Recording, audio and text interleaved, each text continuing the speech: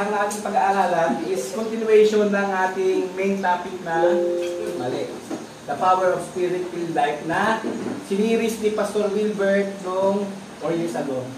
Pagkatapos ng konti ng pandemic yun. Ilang buwan lang bago ng pandemic. Hindi pa sila kahit lahat sila hindi pa nag-face to face, kaya naka-online pa. At pag-usapan natin dito, ano ba yung mga benefits ng isang nag-indwell ang Holy Spirit sa isang mananampalataya. Ayan ang ating pag-uusapan. Amen? Sabi nga, bago tayo ma-indwell ng Holy Spirit, kailangan muna tayo mayroon tayong awakening. Ano ba yung awakening? Ang awakening is pagiging born again. Kasi hindi tayo mag-feel ng Holy Spirit hanggang hindi tayo nabuborn again. Kasi yun ay isang prerequisite. Nakisabisan sa katabi mo prerequisite. Kasi hanggat hindi tayo humihingi ng tawad at hindi natin tinatanggap ang ating Panginoong Jesus sa buhay natin, marumi tayo, makasalanan.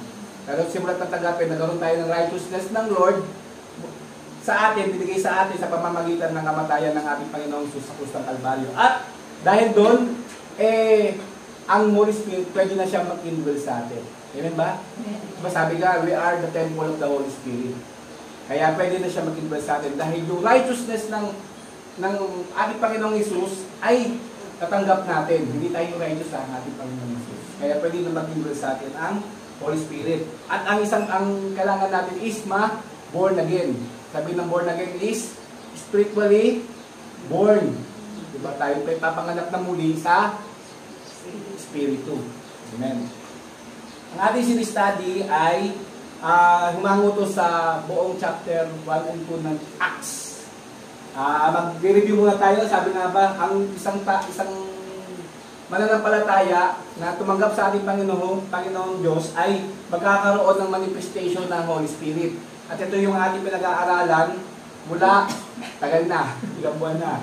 Kaya ano-ano yung mga pinag-aaralan natin? Unang-una, pag tayo daw ay tinanggap ang banal na Espiritu, sabi, we have the power to become His witness. Amen? Magiging witness lang tayo kasi magkakaroon tayo ng pagbabago. May nagbago ba? Yes. Wala. Amen? Pag naging witness tayo at meron nagbago, sabi diyan, so we power to attract to repent. Magagamit tayo, makukonvince natin ang mga hindi mananampalataya na mag-repent sa Lord. May nakonvince na ba tayo? Yes. Yan naman. Yes. Yung nga na-disciple natin, kaya nga na-disciple natin kasi nakonvince natin sila na mag-repent at nakita nila na ano sila sa harapan ng Diyos. Matapos na mag-repent, sabi dito, hindi may iwasan na magkaroon ng intimidation. Intimidation hindi lang ng tao, pati ng kaaway ng Satanas. I-intimidate tayo na maging witness. Di ba? Ganyan naman sa mga prosecutor, di ba? Ititirahin yung ating credibility. Di ba? Unang titirahin ng prosecutor, yung ating credibility. Credible ba tayo maging witness? Di ba? Kasi oras na napatunayan ng prosecutor na hindi tayo credible, yung judge, medyo, di ba? Kasi titignan kung talagang naging witness ka talaga. At lahat ng intimidation na gagawin ng kaaway para hindi tumuloy o maudlot yung ating journey natin sa Lord. Maraming tao na intimidate umayaw na, nagtago. Lalo na yung mga introvert ba yun? Mga mabis na intimidate. Ayaw nila ng conflict. Ayaw nila ng nape-persecute. Kaya gagawin nila, tatahimik na lang sila. Pero sabi nga dito, pag tayo ay tinanggap natin ng ating Panginoon, ay magkakaroon tayo ng kapangyarihan na ma-overcome ang intimidation. Kaya ba? Yes. O walang nakakaalam na Christian tayo? Kasi ayaw natin intimidation. Sa school ba, sa mga trabaho ba, alam mo yung born again tayo? Yes. Amen. Salamat sa mga sumagot, di ba? Kasi iba kaya ayaw nilang sabihin kasi ayaw nilang silang may intriga, ayaw nilang silang ma-intimidate. Di ba? Bakit kaya? Kayo na lang nakakaalam nyo kung bakit ayaw nyo sabihin. Ayaw nyo pa alam na kayo ay Christian sa inyong mga marketplace. Sunod ay power to know times and season. Amen? Sabi nga, kung lagi tayo nakikipag-communicate sa Lord, malalaman natin yung times and season. Ano ba yung times and season ngayon? Isisingit ko na yung nangyari sa Israel. Alam niyo ba may nangyari sa Israel? 200 plus year at days na ng simula ng October na nilusob sila ng Hamas. Ngayon medyo nag-escalate dahil ang Iran ay ginagamit ang mga proxy niya, sabi ng mga proxy, mga terror terror mga bataan niya na kunyari hindi sa kanya pero alam naman ng Israel na sa kanya. Hezbollah, Hamas, tsaka Houthis. Ayan yung mga proxy ng Iran. Parang ang problema, nag-i-enrich na ng uranium ang Iran. Isabihin noon, gumagawa sila ng nuclear weapon. At ayaw ng Israel yun. Kasi ang Iran ay lagi nagbabanta sa kanila na pupulbusin sila. Diba? Pupulbusan, hindi pupulbusin, hindi pupulbusan. Pupulbusin sila, kumbaga, talagang iwa-wipe out sila. Kaya, ayaw ng Israel na mag-gamble o take risk. Kasi, binabantaan ka na eh. Diba, hayaan mo pa ba, diba, kung nalaman mo yung kaaway mo papatayin ka, tapos alam mo, bibili ng baril. Siyempre, lahat ng paraan na gagawin mo para hindi siya makakuha ng gamit na pwedeng gamitin sa'yo. Kaya ginawa ng Israel ay preemptive niya na. Tinira niya na lahat ng nuclear facilities ng Iran. Sabi nga ng mga ibang mga political analysts is a point of no return. Kasi medyo matindi yung nangyari. Kasi isipin mo, yung mismong Iran na mismo ang tinira niya at hindi lang basta-basta yung mga tinira ng Israel. Lahat ng mga nuclear facilities at pati mga military bases. Kasi ayaw ng Israel na makapag-retire, siyempre, kung titirahin mo nuclear. Pati yung mga bases, titirahin mo na rin kasi malamang kasi gaganti. Pero nakaganti pa rin, di ba? Nakaganti pa rin at may mga nakalusot pa rin. At ipanalangin natin na nagkaroon ng totoong kapayapaan. Pag nananalangin nga ako, sabi ko, kasi pag pinag-pray mo kasi dito, pinag-pray mo ang peace ng Israel. Para sinasabi mo na dumating na Lord. Kasi hindi naman sila magkakaroon ng tunay na kapayapaan hanggang dumadating ng Lord. Kaya pag sinabi mo, Lord, magkaroon ng peace of Israel. Para pinapanalangin natin na bumalik ka na, Lord. Tama ba? Kasi kahit kailangan at hindi bumabalik ang Lord, hindi sila magkakaroon ng tunay na kapayapaan. Kasi lagi yung threat ng mga Arab nation ay lagi yung nandiyan. Amen? Kaya, padalangin pa rin natin ang bansang Israel kasi ayun ang sinabi sa Biblia na ipanalangin natin ang kapayapaan ng Israel. Amen? Bilang mga Kristiyano, dapat pinapanalangin natin ang bansang Israel. Amen? Panalangin natin na kung anong mangyari, hindi naman natin hawak yung ng Lord, hindi natin alam kung anong, kasi hinahayaan na rin ng Lord yan, preparation ng kanyang pagbabalik. Diba, di mo pwede pigilan yan eh. Yung pwede, Lord, stop. Pero kung ngayon na talaga yung nakita ng mga propeta, hindi na natin kaya pigilan yan. Ang papanalangin na lang natin ay, diba, dumating na si Lord. At ba tayo dumating si Lord? Amen. Parang konti lang, marami pang ayaw dumating si Lord. Nag-enjoy pa ba? Yung mga tao kasing ayaw pa dumating si Lord, yung nag-enjoy pa eh. Nag-enjoy pa din sa lupa.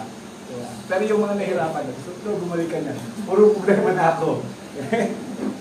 Next, sabi dito, power to help people understand the move of God. Amen? Kasama yan dun sa times and seasons. Sabi nun, at to understand yung relevancy ng kilos ng Lord sa bawat, hindi na sa bawat isa, kundi sa church. Next is the power to know the Word of God for the season. Kaya nga sasabi ko, yung pagiging relevant natin sa tao, sa ating mga nakakausap. Pag nakakausap ba tayo, meron ba binibigay ng Lord the verse para sa Kanya? May nakakausap ba tayo mga pag-ishiran tayo? Alam na parang meron gumagano sa isip natin na, ay, ito yung kailangan niyang verse. Yung nagiging relevant tayo. Kasi kung hindi tayo relevant, mawalan niya ng interest. Diba? Kasi pag ang isang tao, ano sasabihin nito? Diba? Parang wala sa hulog. Pero pag relevant ka, pakikinggan ka. Diba parang sa mga hukom yan eh. Sabihin ng judge, ano yung sasabihin mo, irrelevant yan. Diba? Pag hindi, tuloy mo. Kaya napakalagay yung relevancy. Yung pagiging timing natin sa bawat panahon. And next is the power to convince people to repent. Ayun yung sabi ko. Walo, power to cause people to identify of Christ. Amen? Identify ba tayo kay Kristo? Amen. Dapat identify tayo. Sabi, power to impart the gift of the Holy Spirit to the next generation. Sabi nga, ang gift na binigay sa atin, hindi para sa atin. Para sa iba.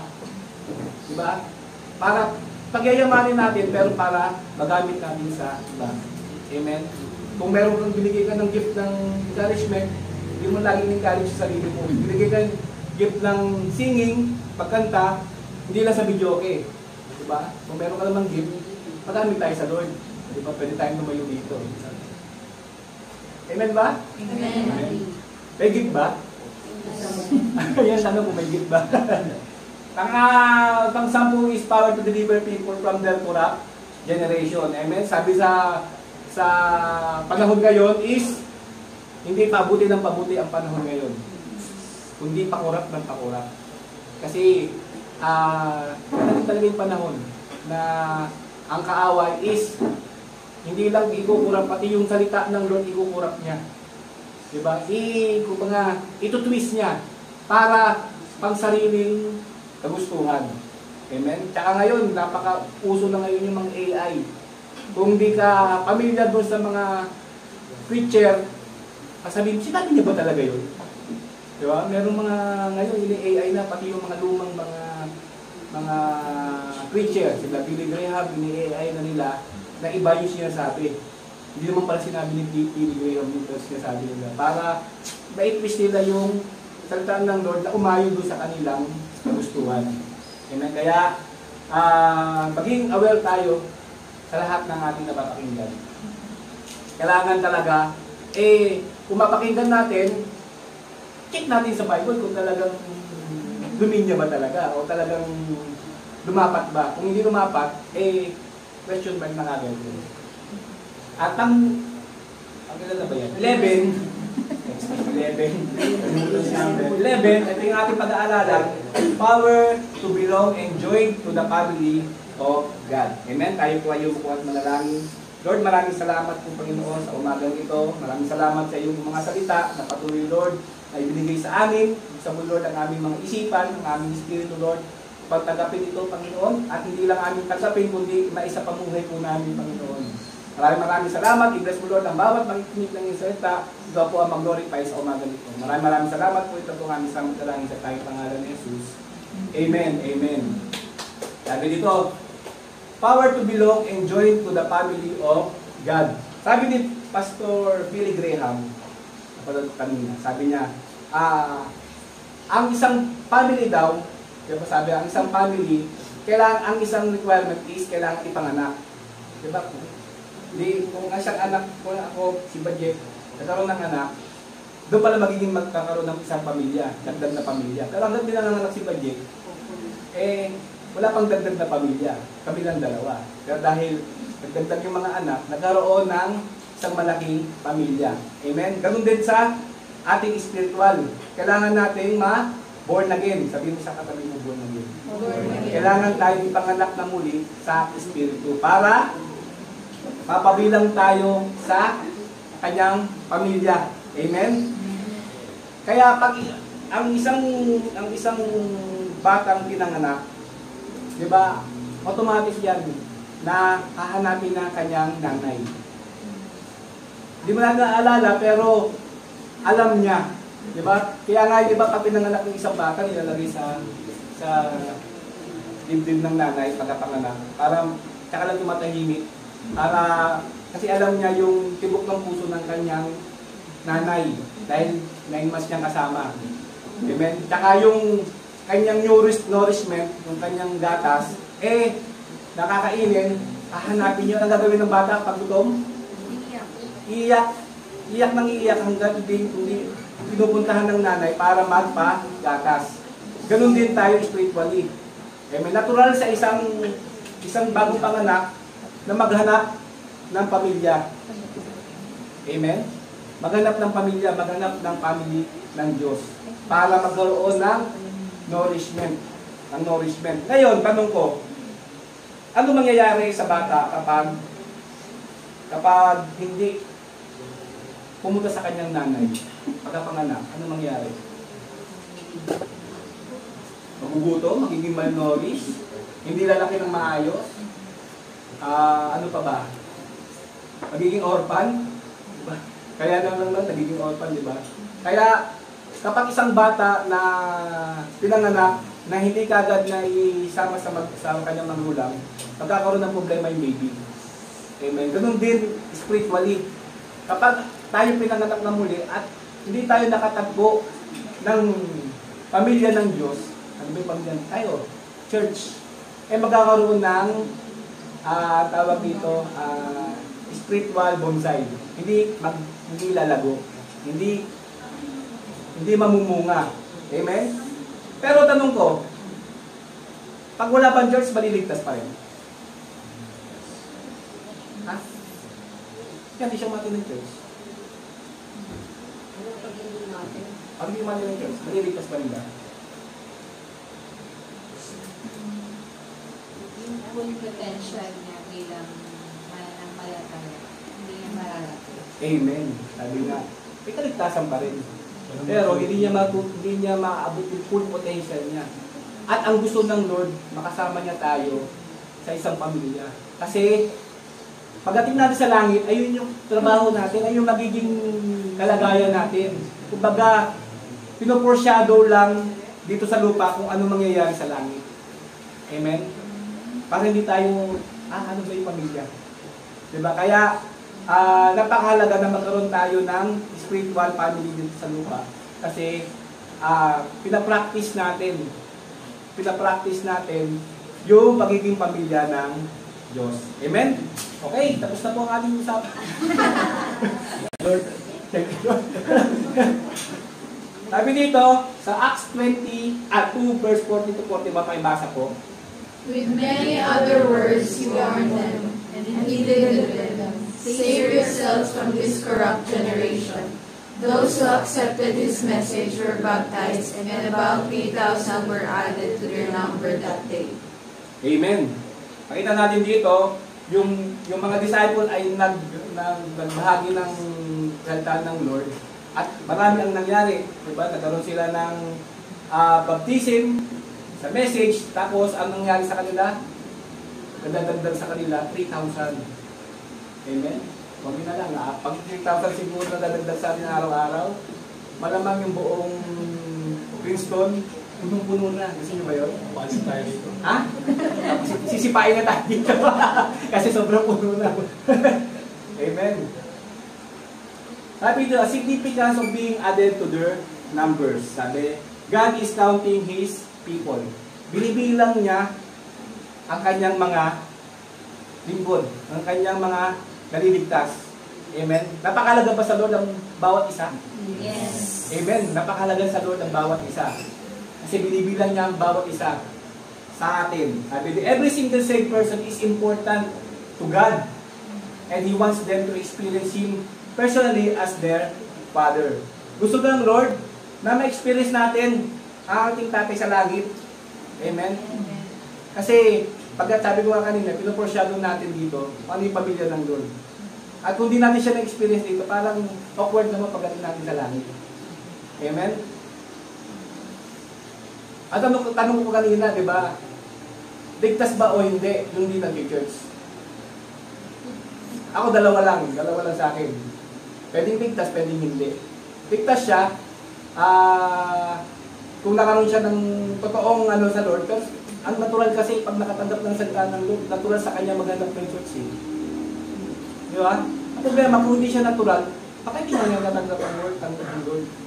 Kaya napaka-siya sa amin natin ng ating sarili na ano po ba talaga si Jesus? Kasi parang wala akong puhaw na makasama yung kanyang kapamilya. Amen? Kung meron tayong desire lagi nakakasama, gusto natin makasama yung pamilya, naniniwala ako na nasa tamang ano tayo, sa tamang landas tayo. Amen? Kung hindi naman kasi na ako Diyos na para usgahan tayo, di ba? Doon na mag-aalaman sa langit. Pero ang natural na isang Kristiyano, kapag naligtas siya, nagkaroon siya ng encounter sa Lord, ang isa sa una niya nang hanapin ay yung magkaroon ng pamilya. Amen? Magkaroon ng pamilya. At gusto ng Lord na ma-experience natin siya personally dito pa lang sa lupa. Ay basa sa Luke 15:3-7. And Jesus told them this parable. Suppose one of you has 100 sheep and loses one of them. Doesn't he leave the 99 in the open country and go after the lost sheep until he finds it?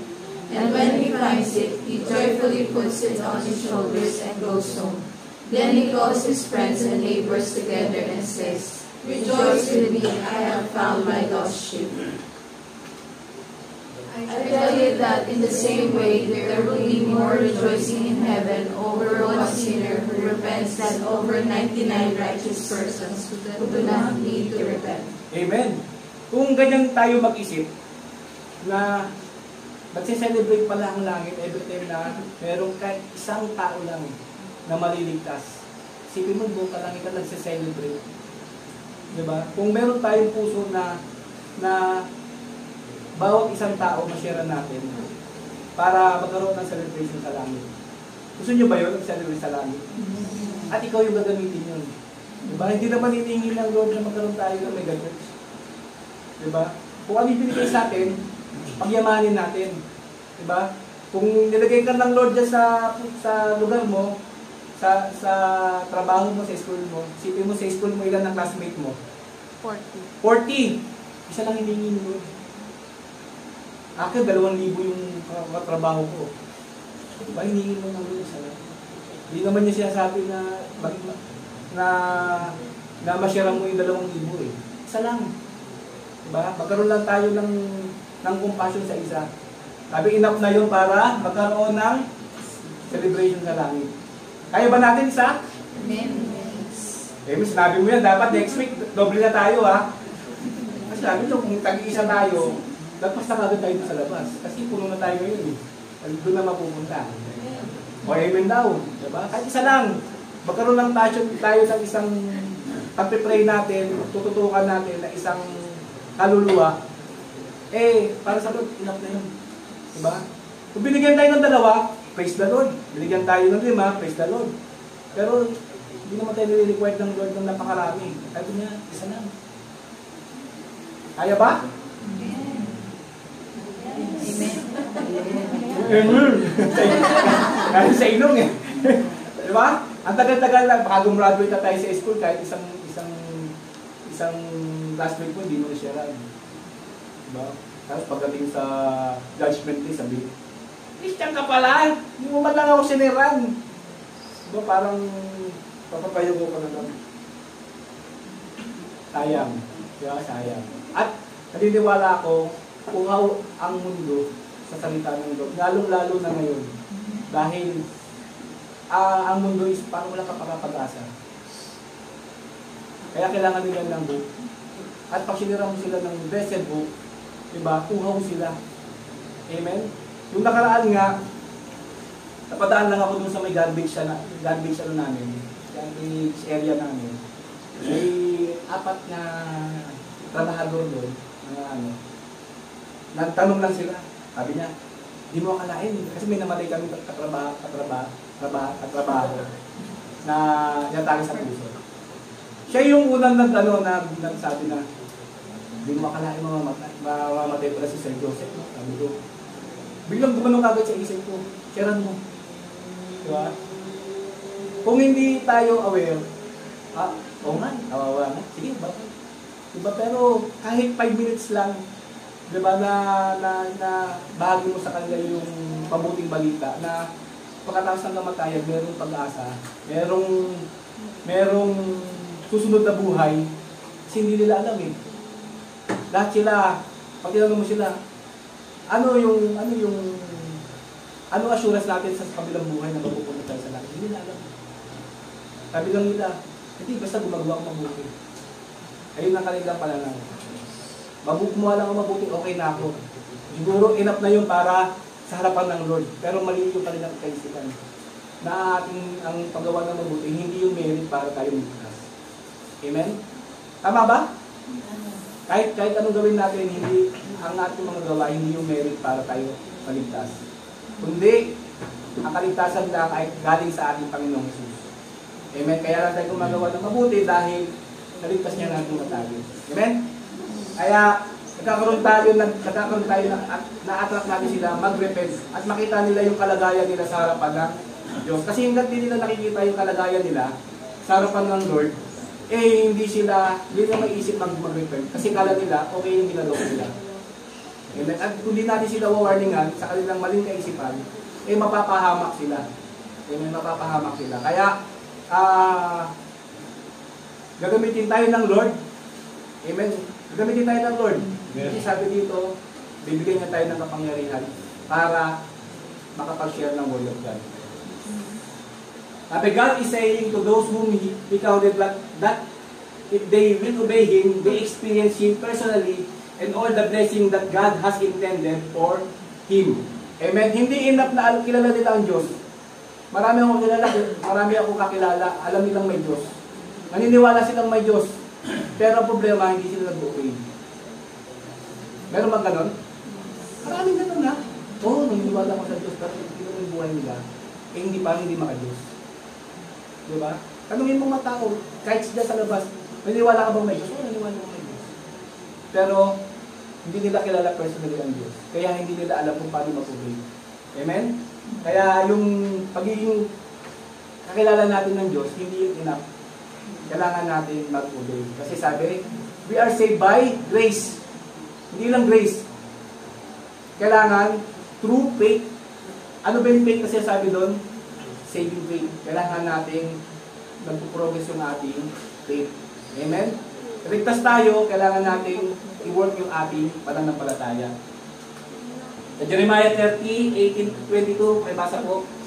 This is what the Lord says. I will restore the fortunes of Jacob's tents and have compassion on his dwellings. The city will be rebuilt on her ruins, and the palace will stand in its proper place. Amen. Sabi, ano ulit? From them will come songs of thanksgiving and sound of rejoicing. I will add to their numbers, and they will not be decreased. I will bring them honor, and they will not be disdained. Their children will be as in days of old, and their community will be established before me. I will punish all who oppress them. Amen. Sabi, I will add their numbers, and they will not be decreased. Amen. Ilang taon na yung church natin? 30? Sabi 10? Nag-increase ba tayo? O, pag nanganganak yung mga members natin, nag-increase. Bisa ganoon na lang tayo nag-increase no? Pero sabi dito, ang Lord, i-increase doon natin number kung tapat tayong ino-obey yung kanyang commandment. Ano ba yung commandment ng Lord? Sa Matthew, bago siya umalis, disciples. Kung tapat lang tayo dun sa kanyang sa ating mandato, naniniwala ako, wala tayo dito. Amen? Pero dahil binuhumog pa tayo ng Lord, may hinubog pa tayo ng Lord, naniniwala ako na kung willing lang tayo. Amen? Kasi hindi naman tayo pipilitin ng Lord na ayaw natin gawin. Amen? Pero kung willing lang tayo, ang blessing ng Lord sa mga nag-obey sa Kanya, baka hindi natin sabi nga, hindi natin ma-outdone yung blessing ng Lord. Lalo na kung yung will niya yung ginagawa natin. Diba? Sabi ni Pastor Wilson, if His will, it is His will. Diba? Kung ano man yung resources na kailangan natin, kung ginagawa natin kalooban ng Lord, kaya niya ibuhos lahat ng kanyang resources para sa kalooban niya. Hindi kalooban natin para kasi Lord, puro kalooban lang natin yung gusto natin, hindi yung kalooban natin. Okay. Amen? Sabi dito, wala. May basa? Their leader will be one of their own. Their ruler will arise from among them. I I will bring him near and he will come close to me. For who is he who will devote himself to be close to me, declares the Lord. So you will be my people and I will be your God. Amen. Sabi tayo ay ibibilang ng Lord sa kanyang mga people. Amen. Tayo daw ay mga, ano ba yung people? Tao ng Diyos. Okay. Those whom God has counted belongs to Him. We belong to God? Yes. Amen. Sabi sa John 8:44-47, pakibasa. You belong to your father, the devil, and you want to carry out your father's desires. He was a murderer from the beginning, not holding to the truth, for there is no truth in him. Amen. Kung tayo daw ay yung ating desire ang mauna, sino daw yung father niya? Yung kahit ang devil.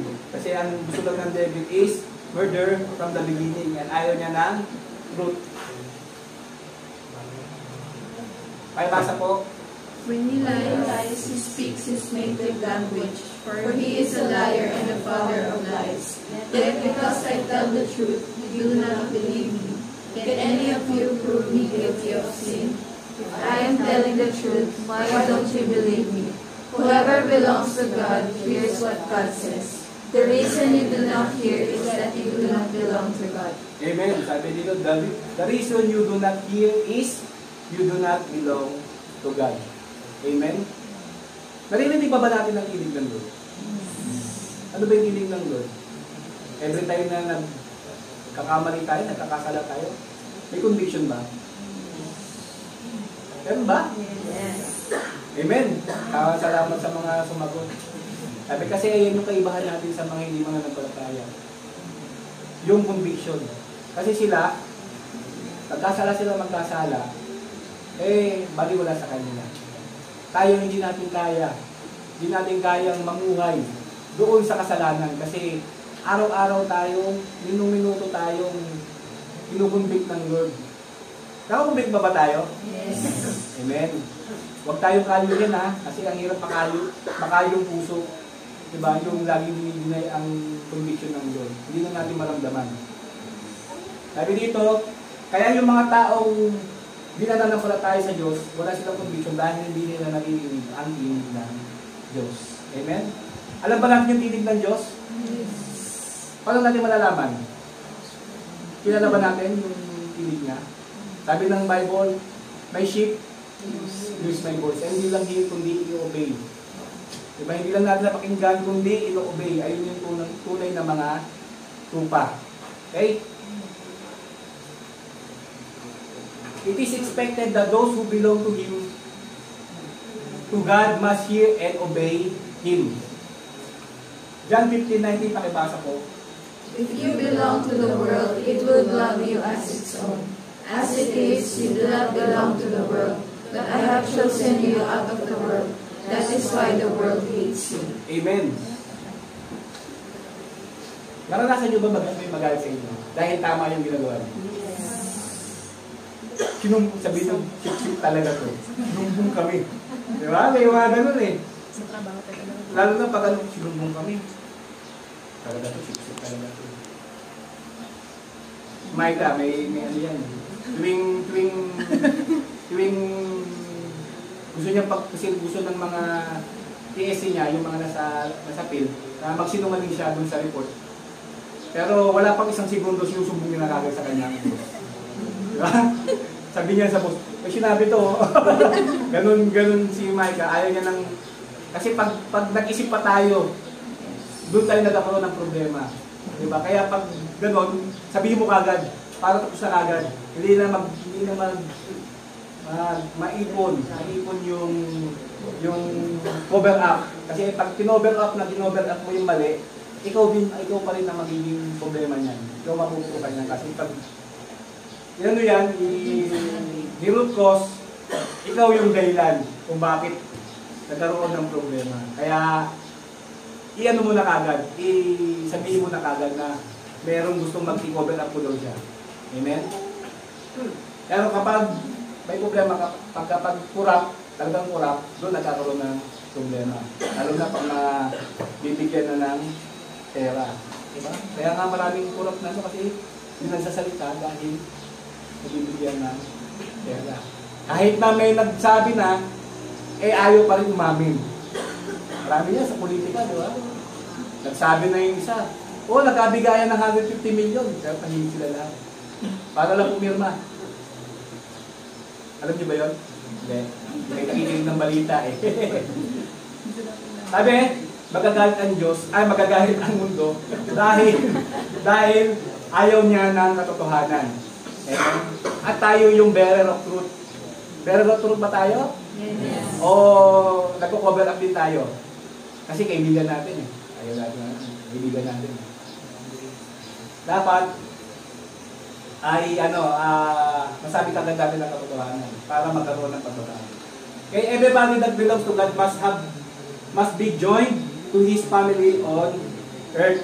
Amen? Sabi ko nga kanina, natural sa isang Kristiyano ay maghanap ng kanyang isang church na madadaluhan. Amen? Hindi natural yung wala. Kasi kung gusto niya talaga mag-grow, maghahanap siya ng church na kanyang mabibilangan. Amen? Ba't kailangan ba ng church na mabibilangan? Marami bang benefits? Maraming benefits? Amen. God sets alone in families. He leads out the prisoners with singing, but the rebellious live in sun-scorched land. Amen? Pag isang anak na naglayas, tingin mo masaya buhay niya? Sa una, siguro. Masaya? Sa una siguro, pag marami pang pera. Pero pag wala na, di ba ganun yung napanood eh. Dami niyang, una pag layas niya, dami niyang pera. Nakitira siya doon sa kanyang bahay ng kaibigan.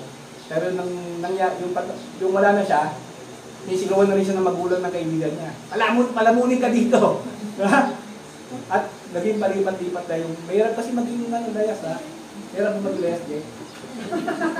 Sakto lang daw. Buti na lang, yung nilayasan iba niya nagpala. Mahirap sa isang tao laging mahirap malayo sa magulang. Kasi ba may trabaho, kahit may trabaho na, ayaw pa rin mapalayo sa amin. Wala lang akong pera. Wala daw siya pera. Di nga. Ayan forced benefits. Ha? Solicitor General. Our sinful nature causes us to be independent from God and from one another. Ang isang tao daw ay na laging merong nagmamando sa kanya. Tama naman, di ba? Kasi ayun ang sa atin, program sa atin ng Diyos eh. Sa garden pa lang, di ba, sabi ng Lord, take dominion in every birds in the sky, fish in the sea, every creeping things sa earth, di ba? Pero hindi niya sinabi take dominion to one another. Hindi niya sinabi. Take rulership to one another. Hindi niya sinabi. Kaya tayo nakaprogram tayo, ayaw namin na merong nag-rulership sa atin. Amen? Kaya gusto niya lagi tayo independent. Kaya nga ang anak kapag magkaroon ng trabaho, kung pagka tumiwalay, si Michael lang hindi. Pero kaya ni Michael. Ano na yan? Independent na yan. Ha? Pero kasama kami ha. Makikitira kami ha. Ayan. Pag siya makitira sa amin, okay lang. Pag kami makikitira sa kanya, ayaw niya. Malimot talaga. Pag nagkaroon kami sariling bahay, ayaw niyang kitira kami.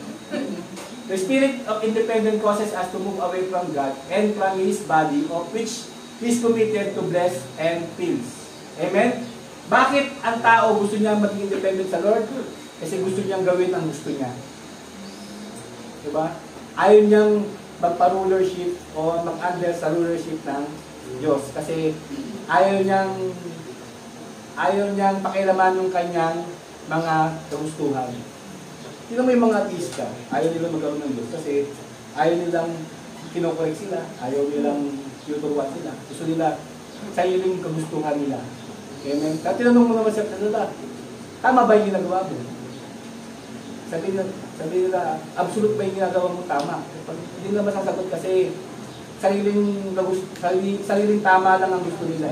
Diba ang right is, kung hindi galing sa Diyos, sa bawat isa, hindi yan absolute.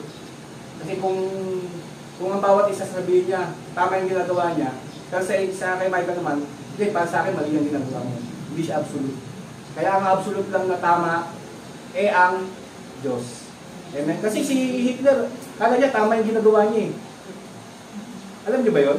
Kaya niya nga ginagawa yun, kala niya tama yung ginagawa niya, papatayin yung mga Hudyo, papatayin niya yung mga kalaban niya. Sa kanya, tama yun. Pero sa atin, mali. Kaya yung right is, pag nakadepende sa tao, hindi yan absolute. Amen? Hindi yan absolute. Ang tamang absolute lang na tama is, ang Diyos lang. Siya yung standard ng lahat. The spirit of independence will also cause us to be arrogant and yet lonely inside. Pakibasa sa Romans 3:7-7. So my brothers and sisters, you also died to the law through the body of Christ, that you might belong to another, to him who was raised from the dead, in order that we might bear fruit for God. For when we were in the realm of the flesh, the sinful passions aroused by the law were at work in us, so that we bore fruit for death. Amen. Sabi, ang law, nagbe-bear ito ng death. Kasi malalaman natin na mali tayo pag may law. Tama ba? Kaya nga yung wages ng sin is death. Kasi nagbabiolate natin yung law ng Lord. Pero sabi nga, hindi tayo under ng law. Di wala kayo doon? Under ba tayo ng law? Wala na sumagot. Under ba tayo ng law? Under tayo ng grace. Amen. Galatians 6:10, pakibasa po. Therefore, as we have opportunity, let us do good to all people, especially to those who belong to the family of believers. Amen. Every time na kailangan ng kapatid natin ng tulong, naway huwag tayo maging madamot. Kung kaya naman natin, kung hindi naman natin kaya, hindi naman sirap naman ipigil, diba? Kung ayun lang yung binigay sa atin ng grace ng Lord, para ibahagi sa kanila, huwag natin ipagdamot. Amen? Kung meron tayong grace para mag-encourage, kasi wala naman tayong resources na iba, kundi encouragement, kaya huwag natin ipagdamot. Huwag natin ikahiya na mag-encourage ng kapwa natin. Lalo na sa mga believers. Sabi nga ni Pastor Andy, minsan kailangan lang natin isang takip lang. Kamustahan na. Diba? Sabi, God's church, His family on first. God promised Abraham that he will become the father of two kinds of family. Ano ba yung kinds of family? May basa sa Genesis 22 verse 17. I will surely bless you and make your descendants as numerous as the stars in the sky and as the sand on the seashore. Your descendants will take possession of the cities of the earth. Amen. Sabi dito, ano ba yung dalawang family niya? Sabi niya, isa sa star, yung isa yung sun. Ang una is yung spiritual church. Ayun yung stars. Si spiritual, pag nasa langit, spiritual yun, di ba? Ay yung stars, spiritual church, tayo yun. Sabi mo sa kapwa mo, ikaw yun. Spiritual church. Pangalawa, yung natural is yung Israel, yung sun. Kasi may iba-ibang ano yan, may iba-ibang revelation yan. Pero ito yung revelation ng ating Pastor Wilbert. Kasi meron pa akong ibang narinig na revelation about the stars at sun. Kay Pastor Wilbert din. Starseed tsaka sun. Meron ako narinig kay Pastor Mike. Yung stars daw, ayun daw yung mga pinili ng Lord. Yung mga sa sun naman, ayun yung mga hindi spiritual, katulad nila Ismael daw. Pero itong, ang revelation naman kay Pastor Wilbert, yung spiritual yung stars, yung spiritual church, yung natural is yung sun and at on the seashore. Amen? In the same way, God wants not only a family in heaven, but also wants to establish family on earth. Amen? Bakit dinesign ng Diyos ang tao na magkaroon ng offspring? Ikaw tayo ng mga anak.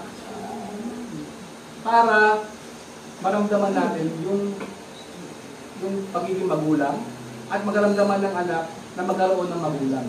Kasi hindi natin maintindihan yung pagiging yung tatay natin sa langit, hindi natin maintindihan kung hindi natin nasa dito sa lupa.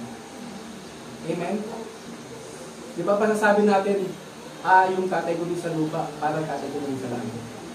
Diba? Lalo na kung yung tatay natin ay spiritually inclined sa Lord. Gusto ng Lord na ma-experience natin dito sa lupa. At kaya dinesign ng Lord para maintindihan natin lalo. Kasi kung hindi natin ma-experience, hindi natin maintindihan. Amen? Pag kwento-kwento lang, mahirap intindihin. Maganda talaga ma-experience natin. Kaya nagkaroon, dinesign ng Lord na ang tao magkaroon ng offspring, na magkaroon ng mga anak para maintindihan natin yung concept ng family. Okay? Kasi ang gusto ng Lord, yung pamilya niya. Experience natin. 1 Peter 2:9, pakibasa po. But you are a chosen people, a royal priesthood, a holy nation, God's special possession, that you may declare the praises of Him who called you out of darkness into His wonderful light. Amen. May basa ulit. This then is how you should pray. Our Father in heaven, hallowed be your name. Your kingdom come, your will be done on earth as it is in heaven.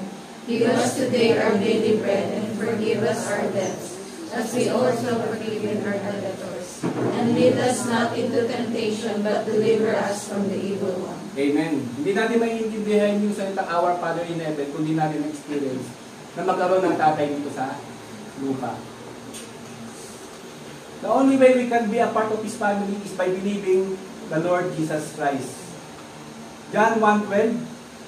Yet to all who did receive Him, to those who believe in His name, He gave the right to become children of God. Amen. Sabi dito, nagkaroon tayo ng right. We are spiritually adopted. Diba? Nagkaroon na, binilang na tayo sa pamilya ng Lord. Nung araw, kapamilya tayo ni Satanas. Totoo naman, di ba? Sinave nga tayo from darkness to light. Sino ba yung pamilya ng darkness? Satanas.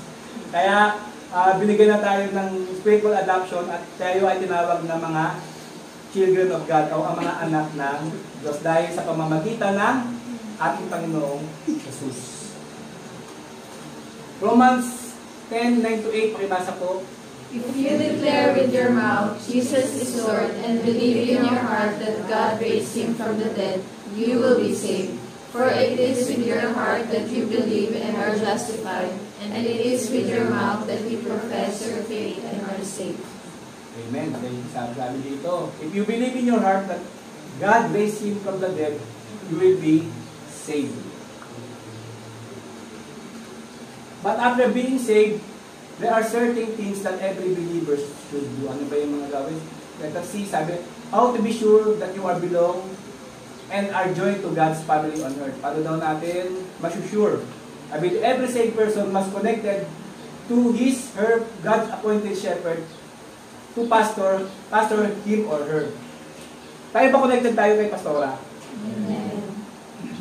Sumusunod tayo kay pastora, kung gusto natin. Kahit ayaw natin. Baka pag ayaw natin, hindi tayo susunod. Pagka nakakatawa. Pero pag gusto lang natin, diyan tayo susunod. Huwag ganun. Diba? Eh kung sinabi ni pastora, mag-hold up tayo, sunod tayo kay pastora. Diba, binigyan tayo ng Lord ng spiritual discernment. Diba? Kung alam naman natin ito, mag-grow tayo. Siyempre susunod tayo, pero hindi tayo mag-grow. Pag tayo susunod. Amen?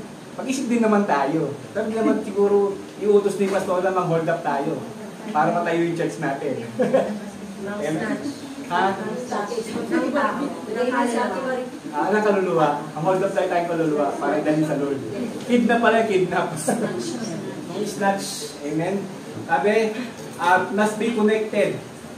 Connected to the appointed shepherd or pastor. Amen? Hebrews 13:17, pakibasa po. Have confidence in your leaders and submit to their authority, because they keep watch over you as those who must give an account. Do this so that their work will be a joy, not a burden, for that will be of no benefit to you. Amen. Sabi dito, have confidence in your leaders. Kung may confident tayo sa ating mga leaders, hindi tayo magsasabi ng kahit anumang kamalian ng ating leader. Amen? Pwede natin siyang correct with love, pero yung i-chismis natin yung leader ko. Sabi nga ni Pastor Wilbert, mayroon siyang narinig talaga na isang elder, sinabihan yung pastor, napakabobo mo, pastor. Sito mo, harap-harapan, masasabihan mo ng ganun yung pastor. Nagulat daw ang lahat. Di ba? Kumbaga, representative siya ng Lord dito sa lupa, appointed ng Diyos yan. Ano man sabihin mo sa Kanya, para siya sabi mo na din sa Lord. Amen? Kasi siya in-appoint siya ng Lord. Kung ano man yung kamalian niya, hindi tayo yung mag-judge sa kanila, sa ating mga leader, kundi ang Lord. Kasi may higher authority pa. Amen? Pero hanggat nandito ang ating pastora, ang ating mga leader, sabi dito, magpasabit tayo with confidence. Amen? Amen. Kaya, huwag kayo magsasalita ng anumang kasamaan sa leadership ng ating mga leader. Amen? Lalo na sa ating pastora. Kasi appointed ng Lord yan. Hindi yan basta-basta na tumayo lang, kundi nayaan ng Lord yan para magpastor sa ating church. Amen? Para po din yung sumugot na. Amen. Sabi ito, every saved person must committed to a local church and should belong to the area or house church. Sabi paibasa po, every day they continued to meet together in the temple courts. They broke bread in their homes and ate together with glad and sincere hearts. Amen. Sabi dito, ang church, hindi lang dito tayo. Ang pamilya natin, every time nagpa-family altar tayo, church. Every time na meron kayong Bible study, church. Ang church is pagsasama-sama ng mga believer. Amen? Kasi tayo yung church eh. Meron tayong mga appointed na lugar, pero every time yung nagsasama-sama tayo, kaya sabi dito, ang tawag doon ay church. Kasi sabi dito, they broke in bread in their homes and ate together. Di ba hindi naman sinabi, they broke bread in their church. Sa mga bahay. Kumbaga, nagtipon-tipon ng mga believers sa isang bahay, ang tawag sa kanila ay church. Nagsama-sama ng pamilya, ang tawag sa inyo ay church. Diba? Church. Niwala ba kayo doon? Kaya nga pamilya altar eh. Diba? Ano ba yung, saan ba merong altar? Saan ba merong altar? Church. Church. Diba? Kaya may family altar kasi yung family mo ay church. Okay? 1 Timothy 3:14-15, basa ko. I am writing you these instructions so that if I am delayed, you will know how people ought to conduct themselves in God's household, which is the church of the living God, the pillar and foundation of the truth. Amen. Sabi dito ay, dahil tayo nasa church, dapat mag-conduct tayo ng tama. Every house has a rules. Kasi dito sa bahay walang rules. Lahat ng bahay may rules. So, may rules pa sa bahay niyo. Alam ko sino maghugas, kung sino mag-iinis, kung sino diba? May mga rules tayo. Kasi kapag ang isang bahay na walang rules, ano nangyayari? Magulo. Magulong bahay. Pag walang rules. Kaya sabi, we must conduct ourselves in God's household. Every saved person should participate carrying the burden of the house. Napakahalaga na mag-participate tayo para sa burden ng house kasi pag hindi tayo nag-participate, mahirapan ng bawat isa. Lalo na kung isa lang ang nabubuha. 2 Corinthians 8:3-5, pakibasa po. For I testify that they gave as much as they were able, and even beyond their ability, entirely on their own. Pakibasa ulit. They urgently pleaded with us for the privilege of sharing in this service to the Lord's people, and they exceeded our expectations. They gave themselves first of all to the Lord, and then by the will of God also to us. Ako nga, kayo rin pala, panay sa akin. Sabi, every time na pa-participate tayo sa church it is a privilege. Hindi siya job. Privilege yun. Na makapag-share tayo in the service ng Lord's people. The burden of the church is also their burden, and they committed to carry as the burden of the Lord. Nakakita na kayo ng bayanihan? Kapag ang bayanihan, isa lang ang nabubuhat, tingin mo malilipat ba niya yung bahay? Hindi kayo ng isang tao, di ba? Kailangan tulong-tulong para mailipat yung bahay. Ganun din sa Lord. Kung gusto natin mag-expand ang ministry ng Lord, tulong-tulong tayo. Hindi lang si ako, hindi lang si Pastora, hindi lang lahat tayo tulong-tulong. Amen? Ano ba kayo? Willing ba kayo tumulong? Pag sinabi ni Pastora, pumunta kayo, huwag kayo magreklamo ha. Pag sinabi ni Pastora, pumunta, init. Kagad tayo eh. Init pa lang, hindi pa nagbubuhay. Matthew, for my yoke is easy and my burden is light. Pag tulong-tulong tayo, nagiging madali. Diba? Nagiging magaan ang ating mga burden. Those who really love the Lord will surely participate in the building and beautifying His house, not only because they want to be blessed, but they want to feel the longing of heart of the Lord. Amen. Isaiah 60 verse 7. All the flocks will gather to you, the rams of my God will serve you. They will be accepted as offerings on my altar, and I will adorn my glorious temple.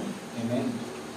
And every saved person should contribute their time, resources, gifts, and whatever the Lord asks for them. Amen.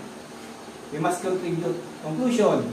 In summary, the burden of the body of church or Christ is, the burden of the body of Christ or the church is to love one another as Christ loves us and bear one another's burden. This involves practical acts of service, spiritual support, and mutual encouragement in the face of life challenges. Essentially, the church is called to be a community of shared responsibility of love, where members support and care for one another in their spiritual and practical needs. Ayan yung ating burden na gagaan kung tayo ay nagtutulong-tulong. At here's the more detailed look at the burden of the Christ, of body of Christ. Una, love and service. Pakibasa po. Christians are to love one another with the same sacrificial love that Christ demonstrated on the cross. This love manifests in practical ways such as offering help, support, and encouragement to fellow believers. Amen. Sabi, mahalin daw natin ang kapwa na katulad ng ginawa ni Cristo sa krus. Hanggang kamatayan, kaya ba? O pinagalitan na ng pastor, di na umaten. Diba hanggang kamatayan, di ba? Pero napagalitan lang, ayawan na. Diba? Sabi nga katulad ng sakripisyo ni Cristo, hanggang kamatayan. Walang iwanan, walang yan. Pakibasa, bearing burdens. The biblical principle of bearing one another's burdens. Taking up or carrying away the burdens of others, particularly their spiritual and emotional struggles. This can involve acts of kindness, prayer, or simply being a listening ear. Amen. Walang perfect na church. May perfect ba church? Tulad ng isang pamilya, wala may perfect pang pamilya. Merong isang may pasaway, merong bumabalik din. Pero sabi dito, wala perfectong church, huwag tayo maghanap ng perfectong church. Kasi kahit saan tayo pumuntang church, punta tayo sa Victory, punta tayo sa DCD, kasi naghanap tayo ng perfectong church. Wala tayong makikita. Amen. Lahat merong design ng Lord na magkaroon ng kahinaan. Bakit? Para pagtulong-tulungan natin na maayos. Kasi kung perfecto na, wala na tayong gagawin. Upo na lang tayo at pakikinig.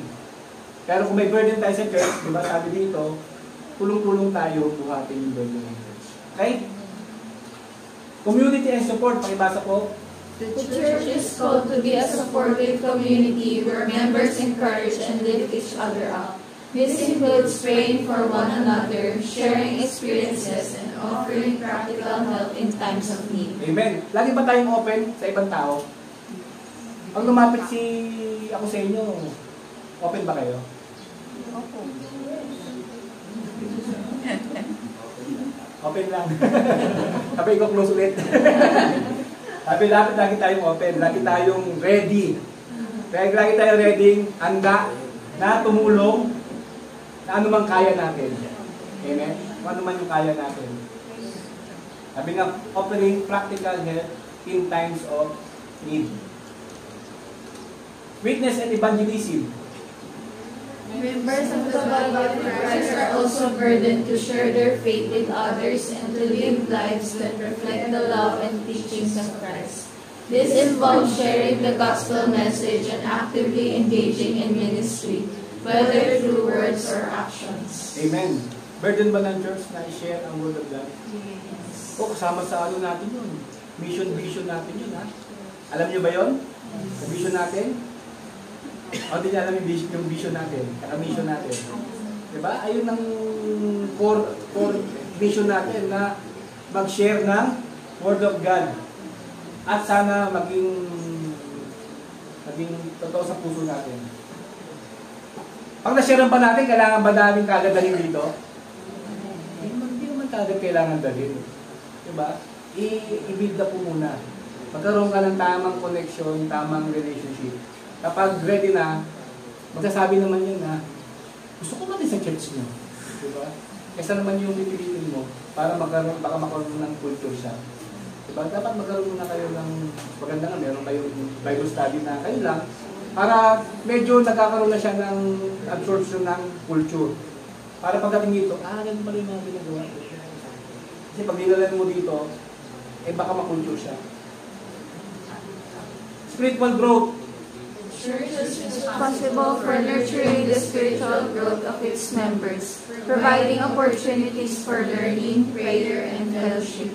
This includes encouraging one another in their faith journey and seeking to know God more deeply. Amen. Every time na meron kayong mga trials, mga struggles, pwede kayong lumapit sa mga leaders niyo.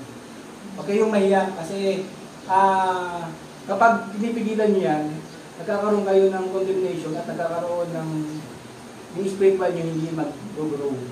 Amen? Kasi ang church ay responsible para sa inyong spiritual growth. Amen? At kung hindi naman kayo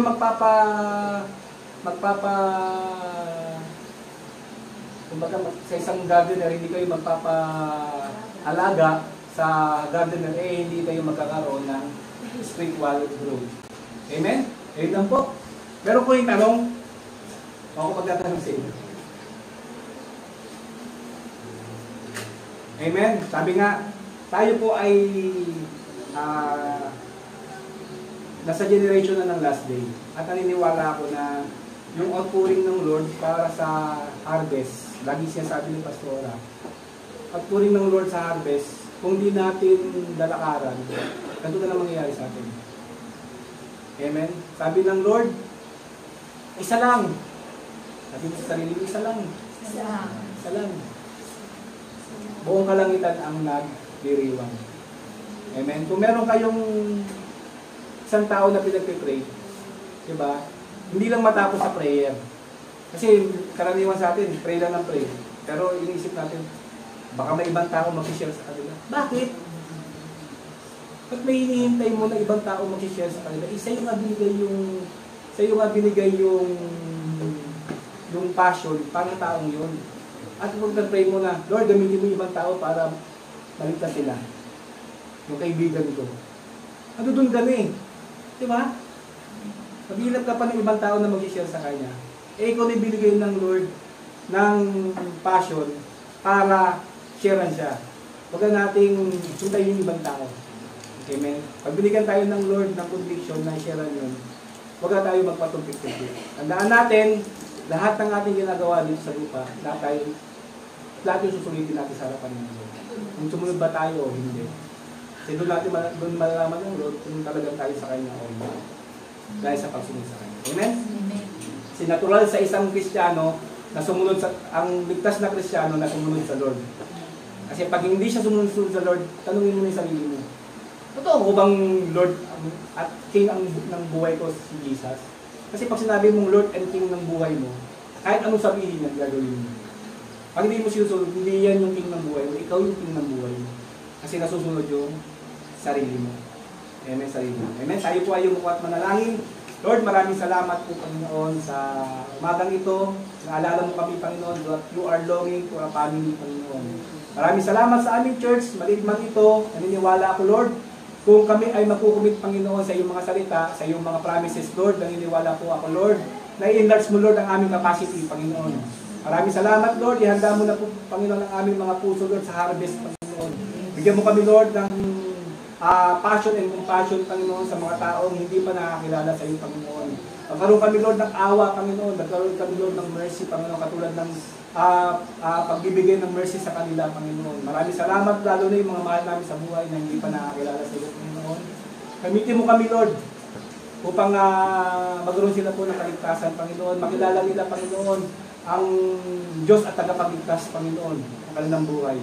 Maraming salamat po, Panginoon. I-bless mo, Lord, ang bawat isa, ang bawat anak mo po, Panginoon. Maraming salamat, Lord. I-bless mo, Lord, ang kanilang mga trabaho, kanilang mga negosyo, at bawat pamilya, Panginoon.